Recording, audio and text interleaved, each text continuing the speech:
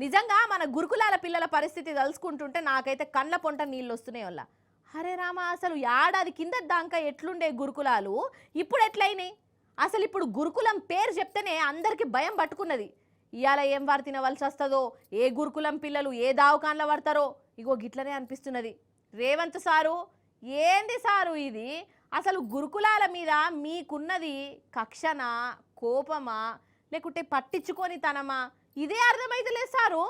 ఇగో వీళ్ళ అవస్థను ఓ మల్క చూడుండ్రి మీరే. ఇక అగో ఏంది అసలు?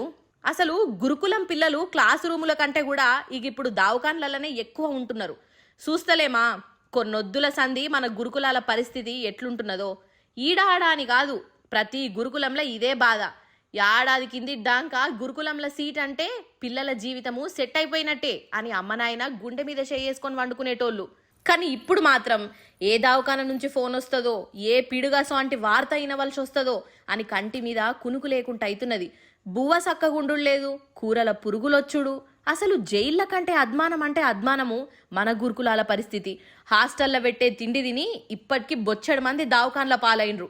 దగ్గర దగ్గర 50 మంది జీవిడిచిర్రు. ఇక ఇవి చాలదని ఎలుకలు గొరుకుడు, పాములొచ్చుడు. అసలు వాళ్ళు పిల్లలు అనుకుంటున్నారా, ఇంకేమన్నా అనుకుంటున్నారా? కథకున వాడెత్తు. అరే ఎవరి మీద నో కోపము గురుకులాల మీద తీసుడేందొల్లా? ఓ దిక్కు పిల్లలు తిండి చక్కగా లేక, సౌలతులు లేక తిప్పల పడుతుంటే, ఇంకో దిక్కు పాఠాలు చెప్పేటోళ్ళు లేక ఇంకా ఆగమైతున్నారు. సమగ్ర శిక్ష ఉద్యోగులు రోడ్ల మీద ధర్నాలు చేయబట్టి 20 రోజులు దాటింది కదా, పర్మనెంట్ చేయాలని వాళ్ళ డిమాండు. వాళ్ళేదో కొత్తగా వాళ్ళు అంటలేరు. రేవంత్ సారు ఓట్లప్పుడు చెప్పిన మాటనే ఏడాది తర్వాయి ఇగో వీళ్ళు యాద్ చెప్పిస్తున్నారు. అయినా చెవిటోళ్ళ చెవిల శంఖం ఊదినట్టే అవుతున్నది. రేవంత్ సర్కారు వీళ్ళను దేకుడే లేదు. నడిమిట్ల చదువులు లేక పిల్లలు ఆగమైతున్నారు. ఇక వాళ్లకు వశపడక ఆఖరికి పిల్లలు వాళ్ళు పాఠాలు గట్టి మరీ బాధ చెప్పుకున్నారు. అయినా గాని ఎవ్వరికి కూడా కొంచెమన్న మనసు కరగలేదు. పిల్లగాండ్లు చచ్చిపోతేనే పట్టించుకోలే, ఇక చదువులు చెప్పేటోళ్ళు లేకుంటే ఇంకేం పట్టించుకుంటారు పటు. నిజం చెప్తున్నా, ఒక్క ఏడాదిల్నే గురుకులాల పరిస్థితి ఘోరం అంటే ఘోరం అయిపోయింది.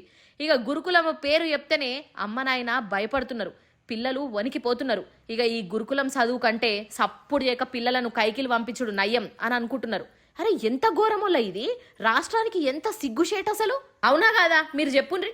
అటు ఇటు చేసి అసలు మన రాష్ట్రంలో కేసీఆర్ సారు పెట్టించిన గురుకులాలే లేకుండా చేసే కుట్ర నడుస్తున్నట్టున్నది ఈ కథంతా చూస్తా అంటే. ఈ రాజకీయంగా చూసుకోవాలి గాని నడిమిట్ల ఈ పిల్లలు ఏం చేసిర్రు, ఈ చదువులు ఏమంటున్నాయి? కథకు నా వాడెత్తు.